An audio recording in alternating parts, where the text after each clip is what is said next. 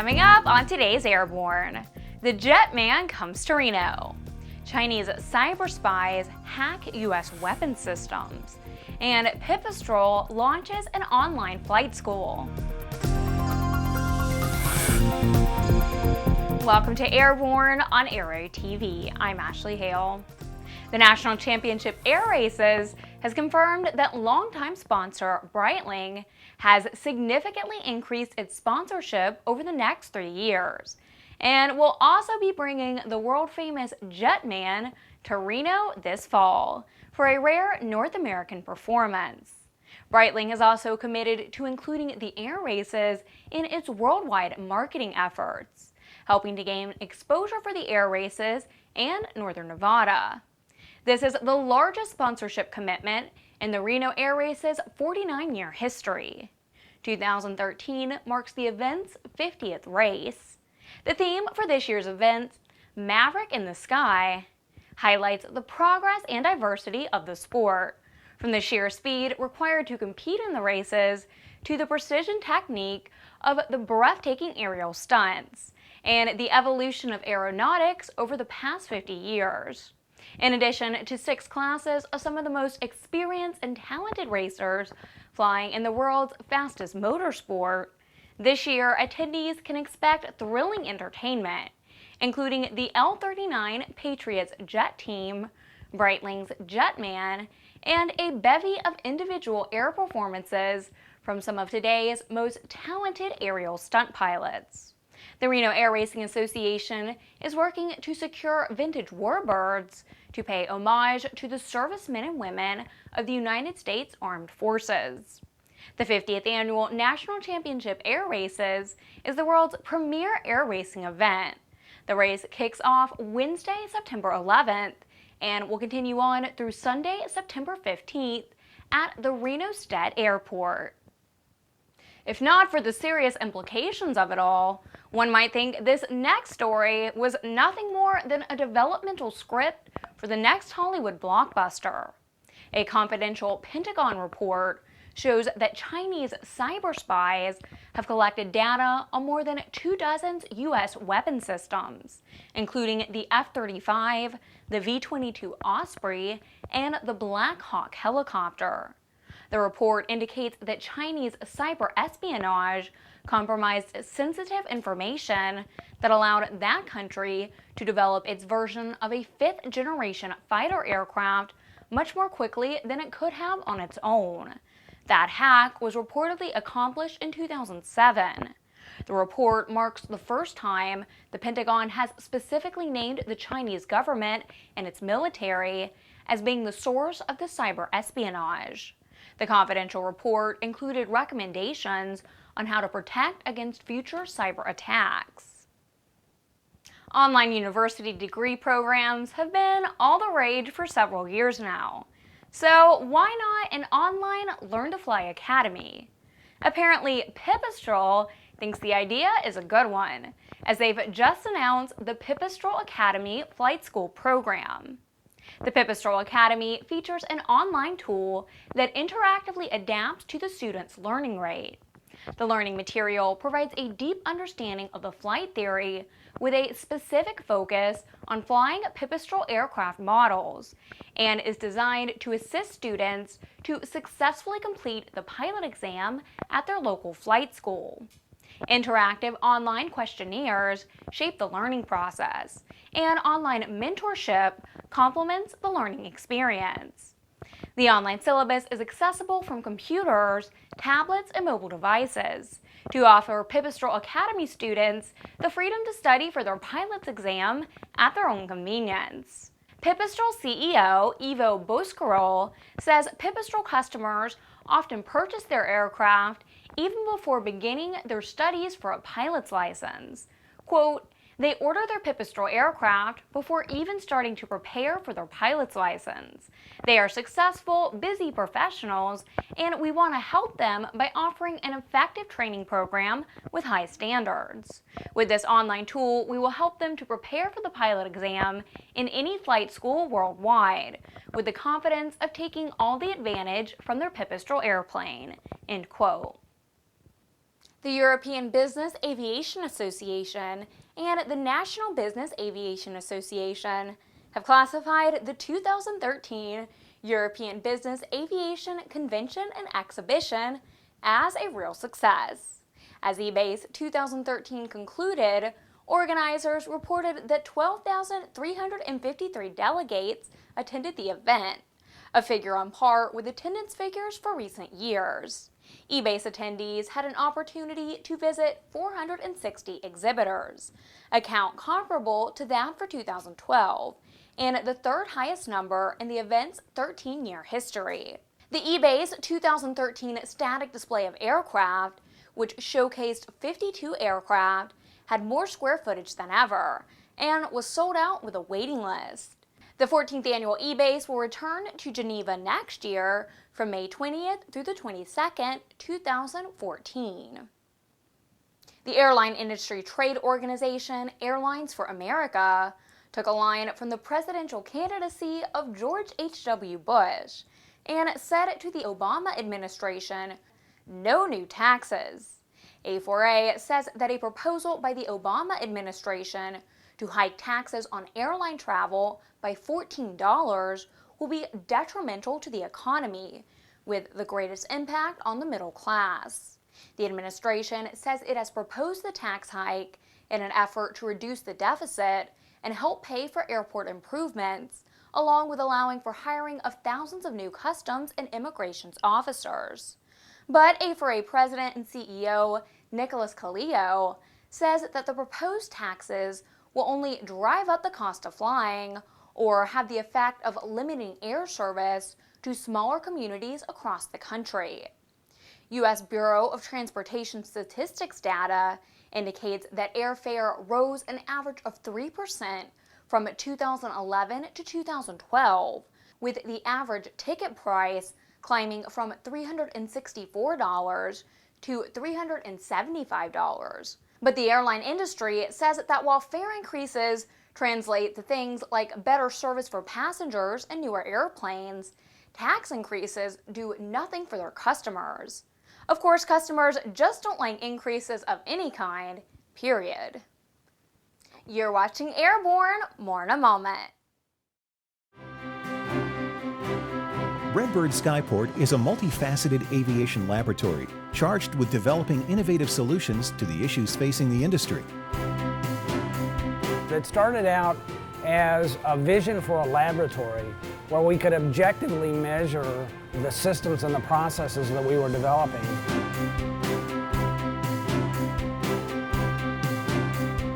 Being able to put some objective measures behind the anecdotal evidence that we have about the value of motion and the application of this technology is very, very important, because until we can objectively measure it and play that data back, we can't design training systems that make the best use of it. For more information about Redbird flight simulations, as well as Redbird's new Skyport, visit www.redbirdflightsimulations.com or www.redbirdskyport.com. Welcome back. If you'd like to suggest a story for Airborne, Aero-TV, our website, or podcast, drop us an email to news-by@aero-news.net.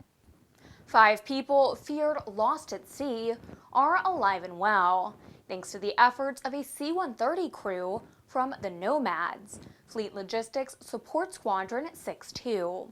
The Nomads crew and C-130 aircraft were diverted from Mission Convoy 3744 and it became Rescue 313 while transiting through Guam. The Nomads were on a scheduled overnight stop in Guam when they were contacted by U.S. Coast Guard Sector Guam and asked to assist with a search and rescue mission off the coast of Chock Island, Micronesia.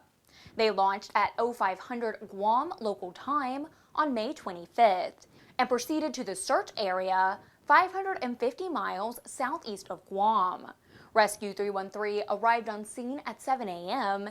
and began flying the search pattern. 3 hours later, the aircraft commander noticed a flash of light about 5 miles ahead. The crew flew towards the area and descended to an altitude of 500 feet for a closer look. They soon realized this was the vessel they were looking for, and all 5 occupants were aboard and alive after drifting for 7 days. Rescue 313 stayed on station until a transport ship was directed to the scene for rescue. Located at Naval Air Station, Jacksonville, Florida, VR-62 is one of 5 Navy Reserve C-130 squadrons serving the U.S. Navy's high-priority logistics needs around the globe. It's Friday, and that means it's time for this week's Barnstorming. This week, ANN's CEO and Editor-in-Chief, Jim Campbell, has a few things to say about the smoke and mirrors he's observed from an alphabet association that should know better. Thanks, Ashley, and hi, folks. Okay, time to get up on our soapbox again, bitch, moan, complain. We're really good at that. Unfortunately, there's so much to bitch, moan, and complain about that, well, we get a lot of practice. And in this particular case, we're going to go back to a subject that has, frankly, gotten a lot of attention from us because, well, if you look back at our history in regards to AOPA, yeah, we're talking about AOPA again. If you look past about 5 years ago, you would have been hard-pressed to find a more positive impression being put out about AOPA than that from ANN. We are delighted in working with an organization that, for all of its positive benefits and all of its faults, frankly, was honest, was credible, and had no problem arguing with us or getting engaged in discussions that ultimately at times weren't always that pleasant. They were honest about it. They didn't mind fighting a little bit. They didn't mind defending themselves, but they were open, and they never told us to shut up or go away. Well, that was 5 years ago. And frankly, right now we're in that position, and it bothers us to no end. But what's worse is the hypocrisy we see from AOPA on a daily basis. Who do they think we are? Idiots? The problem is this. Recent missives from AOPA include, say, a pitch for us to get involved with our eBrief program, which cracks us up because, 1, we told them to quit spamming us, and 2, why read eBrief when we can read stories that we did days ago and frankly not necessarily done as well as some of my staff has done in the past. But at any rate, as part of this eBrief pitch, they're claiming 400,000 plus members. Oh, really? Not true. From a high of the 430s or 440s or whatever they hit way back when in the heyday of Phil Boyer's amazing leadership, they're down now into the high 300,000 mark, and frankly, much of that is still suspect. But why BS us? Why try to be this dishonest? Doesn't make any sense. On top of it, when you try to ask questions, well, they've shut ANN out. They've basically told us, nah, don't want to hear your questions, don't want to deal with you, and we're being told in no uncertain terms. A number of people in AOPA have been told not to talk to us. So be it. It's not a good thing. But among the other hypocritical issues that we face are another recent pitch that AOPA put out to support their FlyQ flight planning product, in which they state that, quote, remember that every FlyQ EFB subscription keeps GA strong by supporting AOPA's advocacy efforts on your behalf. It also strengthens American entrepreneurship because it's a joint effort from AOPA and a private company. Folks, that's complete and utter baloney. 4Flight didn't get a chance to pitch it. WingX didn't get a chance to pitch it. Jeppesen didn't have a chance to pitch it. This was a sweetheart deal between AOPA and another corporation, a questionable one at best, certainly one that we've caught in a number of fibs. But to make a long story short, they made a credit line available to them for hundreds of thousands of dollars, a lot of money. So there was no risk on the part of the company, and they developed a product according to AOPA's direction, and AOPA is paying them for it after having financed it. Don't you wish you could get a deal like that? And why wasn't that deal offered to everybody in the flight planning business? But more important, why was there a flight planning product when, one, it competed with member companies and folks who had supported AOPA and the aviation community? And why, especially when there was no need for another competitive product? It's not like the stuff out there isn't pretty damn good. Please, tell me somebody has got something better than a 4Flight or a WingX or some of the other products out there that have distinguished themselves in so many ways. It's complete and utter baloney. There's a lot of other hypocritical nonsense. Recently, they made a big deal about an aviation security story, made it sound like this was this new big scandal in which pilots and their airplanes are being searched with very little reason or very little sanity, in our opinion. Failed to mention that we've been doing that story for years, that it's not something new, that we reported on it in 2010, 2011, 2012, and 2013. Well, we're glad they're on the bandwagon here, but for God's sakes, let's be real. Story's been reported, story has been ongoing, and it's a significant problem with a significant past. There's more. I could go on and on. You don't really need to hear it. The plain fact of the matter is at AOPA, its leadership and its direction are way off course, and it's time that it changes. We're hoping for much better in the future as Craig steps down and new leadership takes place. But since there's been a dearth of explanation, a dearth of transparency, and no communication per se with the aviation media, least of all us, about what's taking place at this point, we're really afraid we're going to get Craig too. And this industry, that organization, and this community really can't survive. For the Aero-News Network, Airborne and Aero-TV, I'm Jim Campbell, hoping for the best. Finally, today on Airborne, the ICAO will not be moving to Qatar. The Government of Canada and the ICAO has signed an agreement that will keep the headquarters of the International Civil Aviation Organization in Montreal until at least 2036. Canada, Quebec, and Montreal take the responsibility of hosting ICAO very seriously. In recent weeks, all three governments have listened carefully to ICAO members and are taking steps to offer enhanced service to the organization. Qatar had made an unsolicited bid to relocate the ICAO earlier this year, a bid that angered Canadian officials. The Canadian government will pay about 80% of the lease, with Quebec chipping in 15 million Canadian dollars for administrative cost of the ICAO premises devoted to the technical cooperation. The national government will also allocate $1.4 million for upgrades to conference facilities and security equipment prior to the body's scheduled fall assembly. Montreal has been home to the ICAO since its inception in 1947. Well, that's our program. Remember, you can get comprehensive, real-time, 24/7 coverage of the latest aviation and aerospace stories anytime at Aero-News.net. And please remember, Airborne is streamed twice weekly and is always online. Join us again next Tuesday for another edition of Airborne. I'm Ashley Hale. Thanks for watching.